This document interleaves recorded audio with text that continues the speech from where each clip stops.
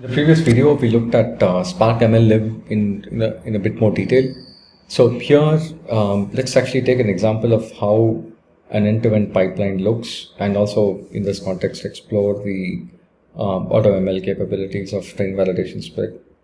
So I'm going to pick the linear regression example again because it's easiest to understand. As with anything related to ML, first you have to prepare the training and the test data. So once you load the data set, and this is how it looks, right? And this is exactly like any other Spark code, nothing fancy about it. You can use the data frames inbuilt function called as random split. Give it a seed, give it like a distribution that allows 90% and 10%. Because it's big data, 90-10 usually serves well, right, in terms of train test split. Once you define the linear regression model, before we get started with exploring the various instances of this model that best suit this data, you might want to put that bounding box around the parameter search, otherwise it can become unbounded. So I'm going to build a parameter grid. So this basically specifies the range of values that you can search over across the three main variables here, which is like, bunch of things related to the linear regression execution. So the estimator then becomes the linear regression model, with the parameters becoming the various ways in which it can get instantiated. So you effectively then train an AutoML, rather invoke an AutoML execution of this estimator, which is the linear regression estimator, with this parameter grid, which produces the box around within which to search. You need evaluation matrices, and we'll talk about that in the next slide, which basically tell you what evaluation matrices are necessary for this specific class of problems. In this case, we're doing regression, so the regression evaluator is sufficient in order for us to make the right choice, and then some kind of a ratio between training, validation, etc. So that makes it easy for it to keep picking up newer sets, to make its training accuracy calculations. So once the train validation split has been set up, it's basically available for fitment on top of the input data. So it does that here, and then the model that gets produced is basically available for you to start executing. So then you can start predicting on the test data by basically effectively transforming the test data to suit the representation that the model has, and then you can choose the final variable, which is prediction. So in effect, you've gone through a pretty simple way in which you can use AutoML at large scale for linear regression, and then allow it to search through parameters to figure out the optimality. Let's pick another example which shows the power of the pipeline. So here, I'm going to create a data frame by myself as just a bunch of text, and this bunch of text is actually having a schema which says some document ID, document text, and label. So the label is basically just giving it some labeling such that there is some kind of a pattern, and we want the code to actually find out what the pattern is. So we'll configure an ML pipeline because it's got free-form text in it. The ML pipeline itself is going to be comprised of multiple different functions. First and foremost is tokenizer, which basically takes specific words or specific columns in the input dataset and breaks it down into smaller tokens, which are obeying some kind of a property, like that there is no smaller word than the word that it's actually tokenized into, as an example.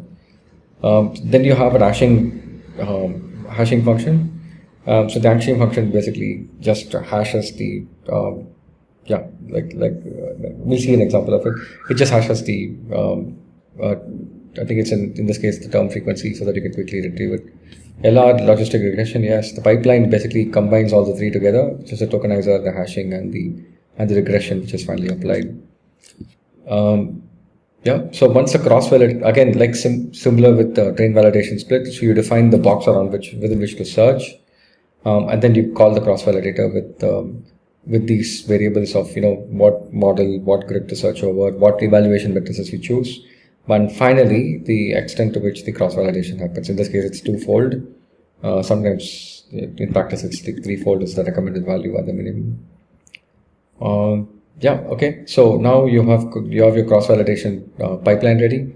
So you can just fit it against the training data. And once that's done, you fit it against the test data, you finally get the answer. Moving back here to the slides. So we just spoke about automated tuning and and how the pipeline looks as an example. Let's just close this particular session on Spark with a discussion on some advanced topics.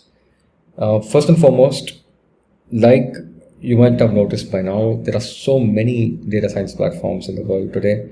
Some of them are very popular with open source support. Some of them are proprietary, but nevertheless has been around for quite some time and it's very, very popular. So how do you get all these systems to talk to each other? Because at the end of the day, the algorithm itself doesn't change. The data set does not change. The nature of the problem that you're trying to solve does not change. Only the tooling does.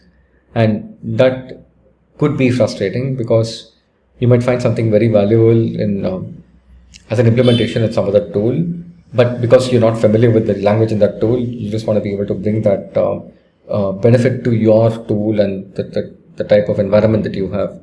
Without interoperability, that becomes very hard to do. That becomes impossible to guarantee. That's why the industry, which is the practitioners of data science, they came up with this standard called Predictive Model Markup Language, or PMML.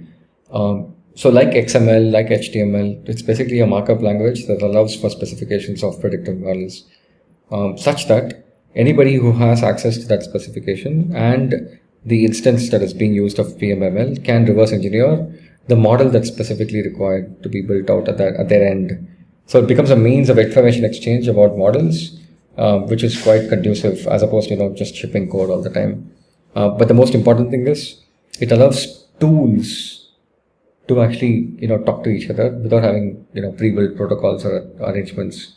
So as an example, you can just build your model and train it with Spark as an example, and what gets spewed out at the end of it is basically a model that's ready to be fitted on production data so that you can score the values. At which point you might say that yes, I'm not privy to using the same Spark MLlib in production. I already have a big data science platform investment in some other tool. It's great that I got Spark access and was able to do some big data processing and test out my model. But now it's time to actually move this into production. In the production, there's the different tooling altogether. PMML might be able to help. In fact, for the most part, the common algorithms that are used are all PMML compatible. The second of the advanced topics, which you should spend some time reading on, is basically what kind of evaluation matrices are there for each algorithm type. And this is fascinating as a topic, right? Because you might want to optimize different things for different algorithms based on various constraints and contexts of the data set. So choose wisely, obviously, but then the choices available are also quite exhaustive. So based on the nature of the problem statement and the efficacies and the outcomes that you want to try to achieve, you might want to choose one of the evaluation metric implementations. Okay, with that we come to the end of the Spark MLlib portion of this particular class.